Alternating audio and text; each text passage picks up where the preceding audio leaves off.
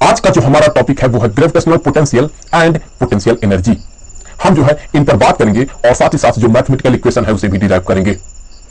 तो सबसे पहले हम बात करेंगे पोटेंशियल एनर्जी पर। तो सोर्स मास के तौर पे मैं कंसीडर कर ले रहा हूं कि यहां पर है अर्थ। अब ये जो अर्थ है ये अपने आसपास का ये जो रीजन है इसे मॉडिफाई करेगा और क्रिएट करेगा यहां पर ग्रेविटेशनल फील्ड।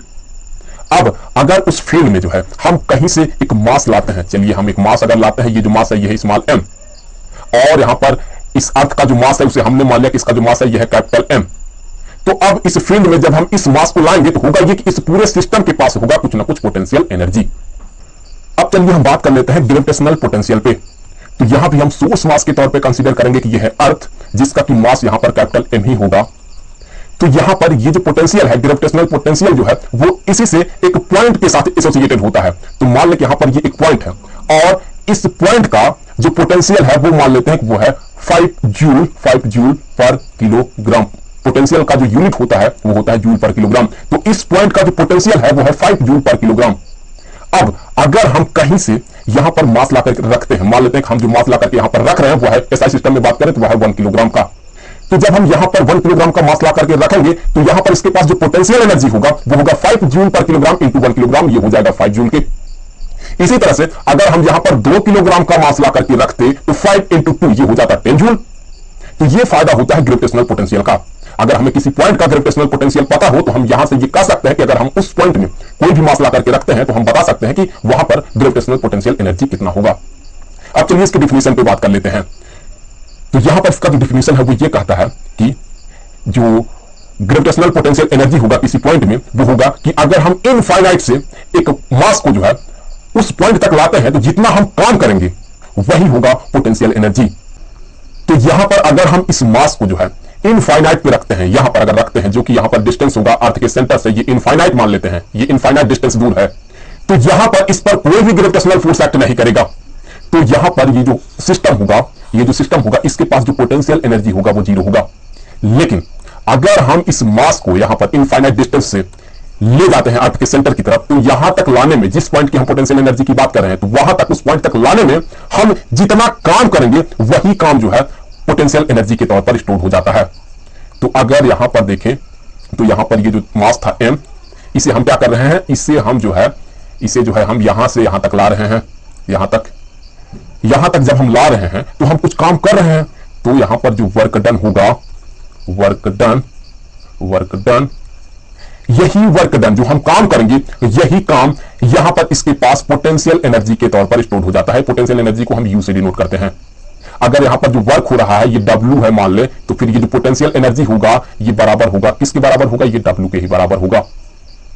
मैं आपको बता दूं कि किसी पॉइंट का जो पोटेंशियल एनर्जी होता है ये बराबर होता है negative universal gravitational constant into source mass. देखिए यहां पर अर्थ जो है ये सोर्स मास जिसका की मास है M, कैपिटल M। तो यहां पर हमें लिखना होगा कैपिटल M इनटू जिस मास को हम ला रहे हैं जो कि है स्मॉल m, डिवाइडेड बाय जिस पॉइंट का हम पोटेंशियल एनर्जी पता कर रहे हैं वो जो पॉइंट है वो यहां पर सोर्स मास से कितना डिस्टेंस दूर है। तो यहां पर देखें तो ये जो डिस्टेंस है हमने ये मान लिया कि यहां पर ये जो डिस्टेंस आपको दिख रहा है इसके सेंटर से ये जो डिस्टेंस है ये है स्मॉल r।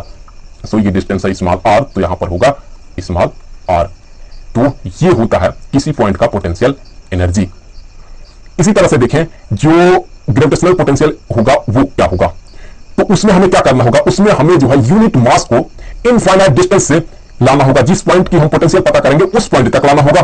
तो उस पॉइंट तक लाने में हम जितना काम करेंगे वही काम जो है उस पॉइंट का ग्रेविटेशनल पोटेंशियल होगा। तो यहां पर अगर मान ले कि यहां पर यह इनफाइनाइट और यहां पर जो है यूनिट मास रखा हुआ है, सो यूनिट मास है ये, एसआई सिस्टम में बात करें तो ये होगा 1 किलोग्राम का। तो इस यूनिट मास को जो है हमें यहां से यहां तक लाने में जो हम काम करेंगे, जो यहां पर वर्क डन होगा, वर्क डन जो भी काम करेंगे हम वही काम इसका ग्रेविटेशनल पोटेंशियल होगा। इसे हम डिनोट करते हैं V से।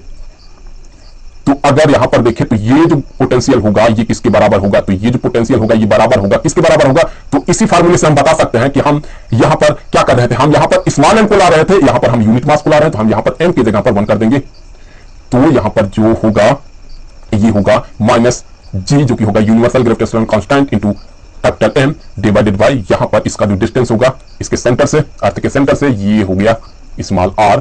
तो यहां पर हमें लिखना होगा स्मॉल r। तो ये हो गया इस पॉइंट का ग्रेविटेशनल पोटेंशियल। तो अब जो है हमें इसे डिराइव करना है।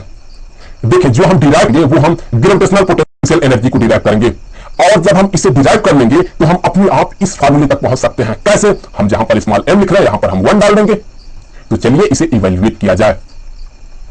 तो यहां पर आप देखिए, आप यहां पर देखिए ये जो ग्रेविटेशनल फोर्स होगा वो किसके बराबर होगा? तो जो फोर्स होगा वो बराबर होगा universal gravitational constant into capital M into small m divided by जो डिस्टेंस है उसका स्क्वायर। तो मैं यहां पर डिस्टेंस लिख रहा हूं, मैं चलिए पूरा नहीं लिखूंगा, ये होगा डिस्टेंस का स्क्वायर। तो यहां पर ये जो फोर्स है ये डिस्टेंस के स्क्वायर के साथ इनवर्सली प्रोपोर्शनल है। तो अब अगर आप इस पॉइंट में इस मास को रखते हैं तो फिर इसका जो डिस्टेंस होगा वो यहां से लेकर के यहां तक होगा। तो यहां पर फोर्स का वैल्यू कुछ होगा। अब अगर इसी मास को इस पॉइंट में रखते हैं तो फिर इसका जो डिस्टेंस होगा वो देखिए यहां से लेकर के यहां तक होगा, कुछ और होगा। तो यहां पर फोर्स कुछ और होगा। इसी तरह से अगर इस पॉइंट में मास को रखते हैं तो यहां से लेकर के यहां तक का डिस्टेंस कुछ और होगा, तो यहां भी फोर्स कुछ और होगा।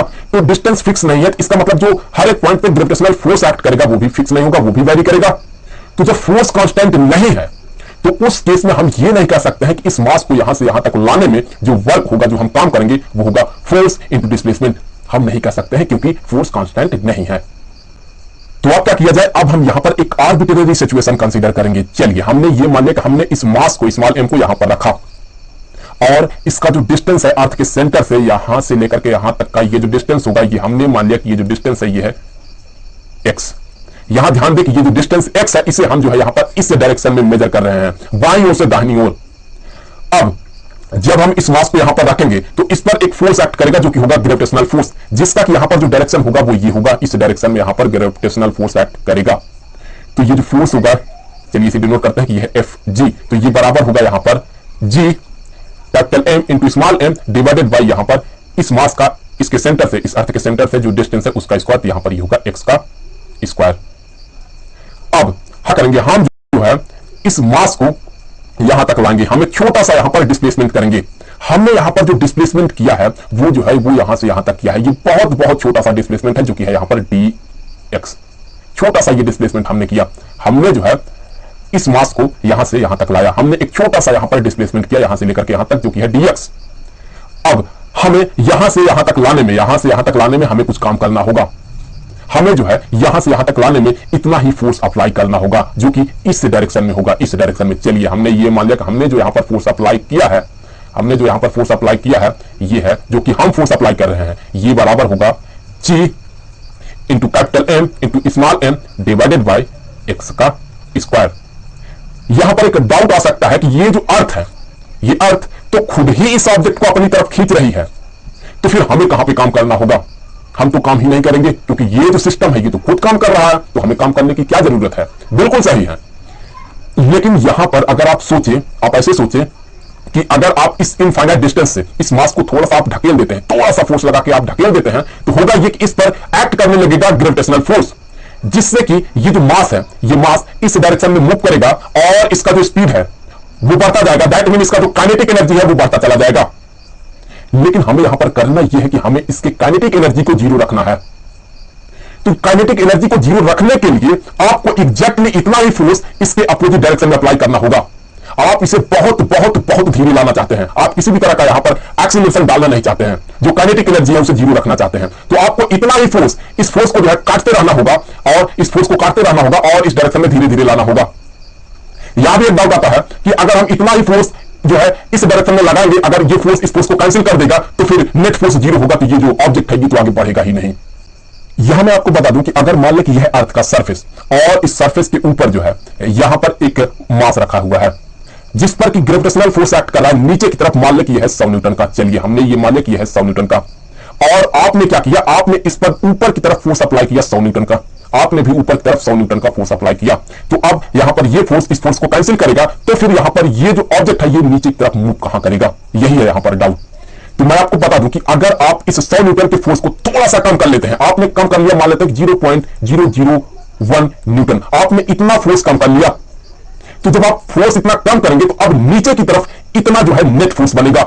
अब जैसे ही नीचे की तरफ एक नेट फोर्स बनेगा जिसका कि मैग्नीट्यूड ये होगा, तो उस नेट फोर्स के कारण जो है यहां पर ये जो मास है ये थोड़ा सा आगे बढ़ेगा। ये जो मास है ये यहां पर थोड़ा सा आगे बढ़ेगा, तो इसे मिलेगा एक इनिशियल स्पीड, इसे एक स्पीड मिल जाएगा। और उसके बाद जैसे ही इसे एक इनिशियल स्पीड मिलता है, उसके बाद आप इस फोर्स को जो है फिर से बढ़ा करके 100 न्यूटन कर ले। तो आप जब 100 न्यूटन कर लेंगे तब तक इससे जो है एक स्पीड मिल चुका होगा और इसी स्पीड को ये कंटेन करके रखता है। अब आपको करना यह है कि आपको 100 न्यूटन अप्लाई करके इस फोर्स को कैंसिल करते रहना है और ये जो बॉडी है ये नीचे की तरफ इतने ही स्पीड से आता रहेगा नीचे की तरफ। तो यहां पर ये जो स्पीड होगा ये इतना कम होगा कि हम काइनेटिक एनर्जी को जीरो कंसीडर कर सकते हैं। तो इसी तरह से यहां भी किया जाता है, आपको इस फोर्स को अप्लाई करके इस फोर्स को कैंसिल करते रहना होगा और यहां पर ये जो ऑब्जेक्ट है ये आगे बढ़ते रहेगा। और यहां पर इस छोटे से प्रोसेस में जो है हम फोर्स को कांस्टेंट मान सकते हैं, क्योंकि ये डिस्प्लेसमेंट बहुत छोटा है, तो हम इस प्रोसेस में यहां से यहां तक लाने में जो है हम फोर्स को कांस्टेंट मान सकते हैं। तो यहां पर जो छोटा सा वर्क डन होगा वो बराबर किसके होगा, वो होगा फोर्स इंटू डिस्प्लेसमेंट के। तो मान लेते हैं कि ये जो छोटा सा वर्क डन है ये है dw, तो ये बराबर होगा फोर्स का मैग्नीट्यूड जो कि है यहां पर g into capital M into small m divided by यहां पर जो डिस्टेंस है जो कि है x का स्क्वायर। तो ये हो गया फोर्स इंटू डिस्प्लेसमेंट जो कि है यहां पर dx। ध्यान दें कि फोर्स इस डायरेक्शन में एक्ट कर रहा है और डिस्प्लेसमेंट इसके अपोजिट डायरेक्शन में हो रहा है, तो इसलिए हम जो है यहां पर डाल देंगे एक नेगेटिव साइन। तो ये हो गया छोटा सा वर्क डन। तो यहां पर हमें क्या पता करना है, हमें यहां पर टोटल वर्क डन पता करना है। दैट मीन हम इस मास को इनफाइनाइट डिस्टेंस से जो है इस पॉइंट तक लाने में हम कितना काम कर रहे हैं, तो उसे हमें पता करने के लिए जो है हमें इसे इंटीग्रेट करना होगा, जो कि होगा टोटल वर्क डन। तो total work done, total work done इसे हम डिनोट करेंगे चलिए W से। तो ये जो टोटल वर्क डन होगा ये बराबर होगा, इसी को हम इंटीग्रेट करेंगे, तो मैं कांस्टेंट टर्म को पहले से ही बाहर ले रहा हूं जो कि है यहां पर minus g into capital M into small m और फिर हम यहां पर लिखेंगे इंटीग्रेशन। सो यहां पर ये होगा इंटीग्रेशन इंटू यहां पर होगा 1/x स्क्वायर इंटू dx के। अब देखिए यहां पर हमें लिमिट को बैठाना है, तो आप ध्यान से देखें तो हम इस मास को कहां से ला रहे हैं, हम यहां पर इनफाइनाइट से ला रहे हैं। कहां तक ला रहे हैं, हम इस पॉइंट तक ला रहे हैं। तो इनफाइनाइट पे देखिए यहां पर जो x का वैल्यू होगा, यहां से लेकर के यहां तक का जो x का वैल्यू होगा वो इनफाइनाइट होगा, और इस पॉइंट में देखिए जो x का वैल्यू होगा वो यहां से लेकर के यहां तक होगा जो कि होगा r के स्मॉल r के। तो यहां पर हम इनफाइनाइट से इस पॉइंट तक ला रहे हैं। दैट मीन जो इसका लोअर लिमिट होगा वो होगा इनफाइनाइट और अपर लिमिट होगा यहां पर स्मॉल r। तो यहां पर लोअर लिमिट होगा इनफाइनाइट और अपर लिमिट होगा स्मॉल r।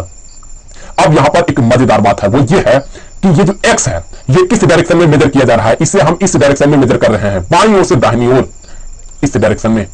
लेकिन ये जो dx है ये किस डायरेक्शन में मेजर किया जा रहा है, वो यहां पर इस डायरेक्शन में मेजर किया जा रहा है, अपोजिट डायरेक्शन में। इसे हम मेजर कर रहे हैं दाहिनी ओर से बाईं ओर, तो इसलिए हमें यहां पर डाल देना होगा एक नेगेटिव साइन। तो यहां पर हमें लगाना होगा एक नेगेटिव साइन। तो यहां पर जब ये नेगेटिव साइन हम डालेंगे तो ये बाहर चला आएगा और इसके साथ ये हो जाएगा प्लस।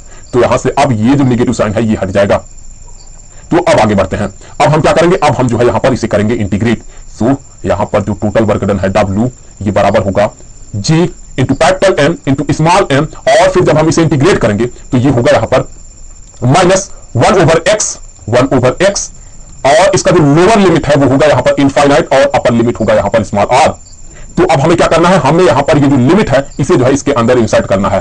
तो चलिए लिमिट को भी इसके अंदर इंसर्ट करते हैं। तो यहां से ये बराबर होगा G into capital M into small m, और फिर हमें यहां पर लिखना होगा माइनस 1/x की जगह पर तो r हो जाएगा, और फिर माइनस, और फिर यहां पर लिखेंगे माइनस 1/x की जगह पर हमें यहां पर इनफाइनाइट रखना होगा। तो यहां पर हम लिखेंगे इनफाइनाइट। तो यहां से ये जो टर्म है ये बाहर चला जाएगा, मतलब ये गायब हो जाएगा, ये वाइस कर जाएगा यहां से। तो मैं इसे हटा देता हूं, अब हमें मिलेगा ये, और हम इसी को कुछ ऐसा भी लिख सकते हैं सजा करके, ये बराबर होगा यहां पर W, ये बराबर होगा यहां पर G into capital M into small m divided by यहां पर स्मॉल r, और यहां पर होगा नेगेटिव साइन।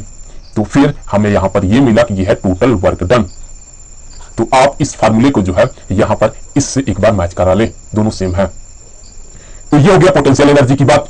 अब हमें अगर इस पॉइंट का जो है, इस पॉइंट का अगर हमें ग्रेविटेशनल पोटेंशियल पता करना है तो हमें क्या करना होगा, हमें यहां पर यूनिट मास को लाना होगा। तो उस केस में हम क्या करेंगे, हम यहां पर ये जो स्मॉल m आपको दिख रहा है इसके जगह पर हम 1 कर देंगे, यहां भी 1 करेंगे, यहां भी 1 करेंगे, और यहां भी 1 करेंगे, और यहां भी 1 करेंगे। तो फिर यहां भी हमें 1 करना होगा। तो इसलिए यहां पर जो हमें मिलेगा पोटेंशियल, ग्रेविटेशनल पोटेंशियल इस पॉइंट के लिए वो बराबर होगा V, ये बराबर हो जाएगा यहां पर minus G into capital M, small m की जगह पर जब हम 1 लिखेंगे तो फिर इसका लिखने का कोई मतलब नहीं बनता है, डिवाइडेड बाय यहां पर ये होगा R।